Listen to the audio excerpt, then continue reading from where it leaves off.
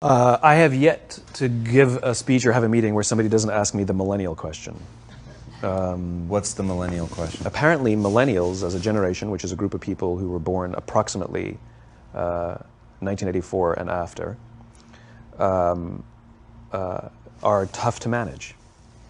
And they're accused of being entitled and narcissistic and self-interested, unfocused, lazy. But entitled is the big one. And because they confound leadership so much, what's happening is leaders are asking the millennials, what do you want? And millennials are saying, we want to work in a place with purpose, love that. We want to make an impact, whatever that means. We want free food and beanbags. And so somebody articulates some sort of purpose, there's lots of free food and there's beanbags, and yet for some reason they're still not happy. And that's because they're missing, there's a missing piece. What I've learned is that I can break it down into four pieces, right? There are four things, four characteristics. One is parenting, the other one is technology, the third is impatience, and the fourth is environment. The generation that we call the millennials, too many of them grew up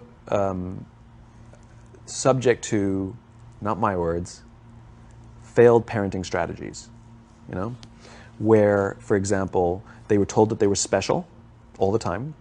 They were told that they could have anything they want in life, just because they want it, right? They were told, some of them got into honors classes, not because they deserved it, but because their parents complained. And some of them got A's, not because they earned them, but because the teachers didn't want to deal with the parents. Some kids got participation medals. You got a medal for coming in last, right?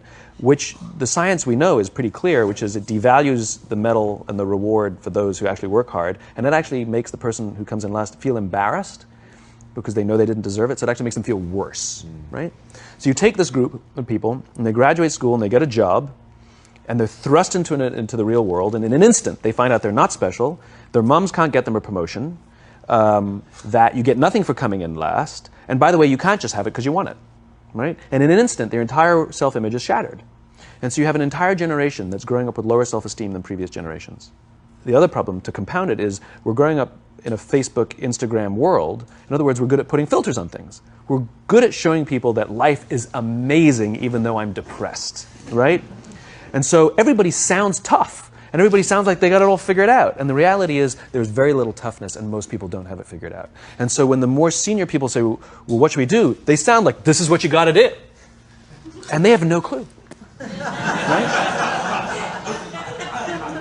So you have an entire generation growing up with lower self-esteem than previous generations, right? Through no fault of their own. Through no fault of their own, right? They were dealt a bad hand, right? Now let's add in technology. We know that engagement with social media and our cell phones releases a chemical called dopamine. That's why when you get a text, it feels good, right? So, we've all had it where you're feeling a little bit down or feeling a bit lonely, and so you send out 10 texts to 10 friends, hi, hi, hi, hi, hi, because it feels good when you get a response, right? Right? It's why we count the likes. It's why we go back 10 times to see if my Instagram is growing slower. Did I do something wrong? Do they not like me anymore? Right? The trauma for young kids to be unfriended, right? Because we know when you get it, you get a hit of dopamine, which feels good. It's why we like it. It's why we keep going back to it. Dopamine is the exact same chemical that makes us feel good when we smoke, when we drink, and when we gamble. In other words, it's highly, highly addictive. Right? We have age restrictions on smoking, gambling, and alcohol, and we have no age restrictions on social media and cell phones, which is the equivalent of opening up the liquor cabinet and saying to our teenagers, hey, by the way, this adolescence thing, if it gets you down. But that's basically what's happening. That's basically what's happening, right? That's basically what happened. You have an entire generation that has access to an addictive, numbing chemical called dopamine through social media and cell phones as they're going through the high stress of adolescence. Why is this important? Almost every alcoholic discovered alcohol when they were teenagers. When we're very, very young, the only approval we need is the approval of our parents. And as we go through adolescence, we make this transition where we now need the approval of our peers. Very frustrating for our parents, very important for us. It allows us to acculturate outside of our immediate families into the broader tribe, right? It's a highly, highly stressful and anxious period of our lives, and we're supposed to learn to rely on our friends. Some people, quite by accident, discover alcohol and numbing effects of dopamine to help them cope with the stresses and anxieties of adolescence. Unfortunately, that becomes hardwired in their brains, and for the rest of their lives, when they suffer significant stress, they will not turn to a person, they will turn to the bottle. Social stress, financial stress, career stress, that's pretty much the primary reasons why an alcoholic drinks, right? What's happening is, because we're allowing unfettered access to these dopamine-producing devices and media, basically it's becoming hardwired, and what we're seeing is, as they grow older, too many kids don't know how to form deep, meaningful relationships. Their words, not mine. They will admit that many of their friendships are superficial. They will admit that their friends, that they don't count on their friends, they don't rely on their friends, they have fun with their friends, but they also know that their friends will cancel on them if something better comes along. Deep, meaningful relationships are not there because they never practice the skill set, and worse, they don't have the coping mechanisms to deal with stress. So when significant stress starts to show up in their lives, they're not turning to a person, they're turning to a device, they're turning to social media, they're turning to these things which offer temporary relief. We know, the science is clear, we know that people who spend more time on Facebook suffer higher rates of depression than people who spend less time on Facebook, right? These things balanced. Alcohol is not bad, too much alcohol is bad. Gambling is fun, too much gambling is dangerous, right? There's nothing wrong with social media and cell phones. It's the imbalance, right? If you're sitting at dinner with your friends and you're texting somebody who's not there, that's a problem. That's an addiction. If you're sitting in a meeting with people you're supposed to be listening to and speaking, and you put your phone on the table, face up or face down, I don't care, that sends a subconscious message to the room that you're just not that important to me right now, right? That's what happens. And the fact that you cannot put it away is because you are addicted, right? If you wake up and you check your phone before you say good morning to your girlfriend, boyfriend, or spouse, you have an addiction. And like all addiction, in time, it'll destroy relationships, it'll cost time, and it'll cost money, and it'll make your life worse, right? So you have a generation growing up with lower self-esteem that doesn't have the coping mechanisms to deal with stress, right? Now you add in the sense of impatience, right? They've grown up in a world of instant gratification. You want to buy something, you go on Amazon, it arrives the next day. You want to watch a movie? Log on and watch a movie. You don't check movie times. You want to watch a TV show? Binge. You don't even have to wait week to week to week, right? I know people who skip seasons just so they can binge at the end of the season, right? Instant gratification. You want to go on a date? You don't even have to learn how to be like, hey. You don't even have to learn and practice that skill. You don't have to be the uncomfortable one who says yes when you mean no, and says no when you mean no, and yes when you... You don't have to swipe right. Bang, I'm a stud. Right? You don't have to learn the social coping mechanisms, right? Everything you want, you can have instantaneously. Everything you want, instant gratification. Except job satisfaction and strength of relationships, there ain't no app for that. They are slow, meandering, uncomfortable, messy processes. And so I keep meeting these wonderful, fantastic, idealistic, hardworking, smart kids. They've just graduated school. They're in their entry-level job. And I sit down with them and I go, how's it going? They go, I think I'm going to quit. I'm like, why? They're like, I'm not making an impact. I'm like, you've been here 8 months. You know? It's as if they're standing at the foot of a mountain and they have this abstract concept called impact that they want to have in the world, which is the summit. What they don't see is the mountain. I don't care if you go up the mountain quickly or slowly, but there's still a mountain. And so what this young generation needs to learn is patience. That some things that really, really matter, like love, or job fulfillment, joy, love of life, self-confidence, a skill set, any of these things, all of these things take time. Sometimes you can expedite pieces of it, but the overall journey is arduous and long and difficult. And if you don't ask for help and learn that skill set, you will fall off the mountain, or you will, the worst case scenario, and we're already seeing it, the worst case scenario is we're seeing an increase in suicide rates, we're seeing an increase in this generation, we're seeing an increase in accidental deaths due to drug overdoses, we're seeing more and more kids drop out of school or take leaves of absence due to depression, unheard of. These are all, this is really bad. The best case scenario, Those are all bad cases, right?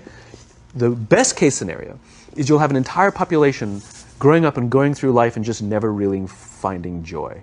They'll never really find deep fulfillment in work or in life. They'll just waft through life and it'll be just, it's fine. How's your job? It's fine. The same as yesterday. How's your relationship? It's fine. Like that's the best case scenario. Which leads me to the fourth point, which is environment.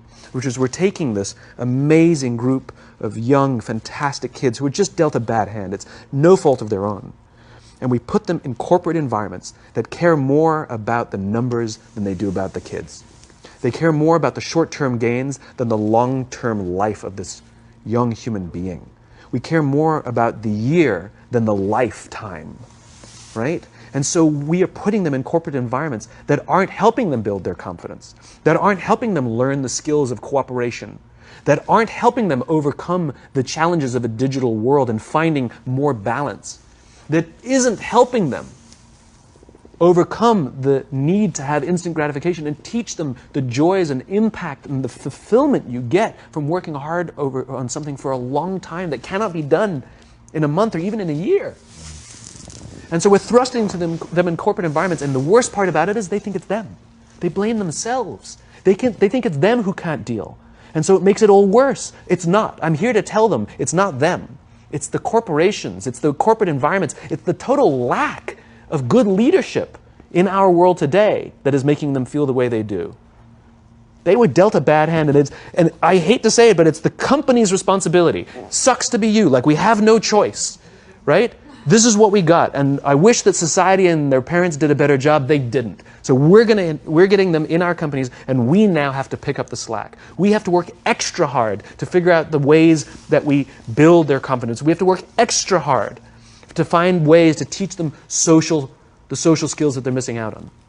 There should be no cell phones in conference rooms. None. Zero. And I don't mean the kind of like sitting outside waiting to text. I mean like when you're sitting and waiting for a meeting to start, this is what we all do. We all sit here and wait for the meeting to start. Meeting starting? Okay. And we start the meeting. No, that's not how relationships are formed. Remember we talked about it's the little things? Relationships are formed this way. We're waiting for a meeting to start and we go, how's your dad? I heard he was in the hospital. Oh, he's really good. Thanks for asking. He's actually at home now. Oh, I'm really glad. It was really amazing. I know, it was really scary for a while. That's how you form relationships. Hey, did you ever get that report done? Oh my God, no, I didn't. I'll help you out. Can I help you out with that? Really? That's how trust forms. Trust doesn't form at an event in a day. Even bad times don't form trust immediately. It's the slow, steady consistency. And we have to create mechanisms where we allow for those little innocuous interactions to happen. But when we allow cell phones in conference rooms, we just, okay, have the meeting. And then my favorite is like when there's a cell phone there and you go like this, you go. It rings and you go. I'm not going to answer that. Like, Mr. Magnanimous, you know? When you're out for dinner with your friends, like, I do this with my friends. When we're going out for dinner and we're leaving together, we'll leave our cell phones at home. Who are we calling? Maybe one of us will bring a phone in case we need to call an Uber or take a picture of our meal. Goes without saying, come on. I'm an idealist, but I'm not insane. You know? Not a heathen. I mean, it looked really good. We'll take one phone. And so it's like an alcoholic. The reason you take the alcohol out of the house is because we cannot trust our willpower. We're just not strong enough. But when you remove the temptation, it actually makes it a lot easier. And so when you just say, don't check your phone, people literally will go like this. And somebody will go to the bathroom, and what's the first thing we do? Grab the phone. Because I wouldn't want to look around the restaurant for a minute and a half, you know? But if you don't have the phone, you just kind of enjoy the world. And that's where ideas happen. The constant engagement is not where you have innovation and ideas. Ideas happen when our minds wander and we go, and you see something, I bet they could do that. That's called innovation, right? But we're taking away all those little moments, right? You should not, and none of us should charge our phones by our beds. We should be charging our phones in the living rooms, right? Remove the temptation. You wake up in the middle of the night because you can't sleep, you won't check your phone, which makes it worse. But if it's in the living room, it's relaxed, it's fine. But it's my alarm clock. buy an alarm clock. They cost $8, right? I'll buy you an alarm, right? But the point is we now, in industry, whether we like it or not, we don't get a choice. We now have a responsibility to make up the shortfall and to help this amazing, idealistic, fantastic generation build their confidence, learn patience, learn the social skills, find a better balance between life and technology. Because, quite frankly, it's the right thing to do.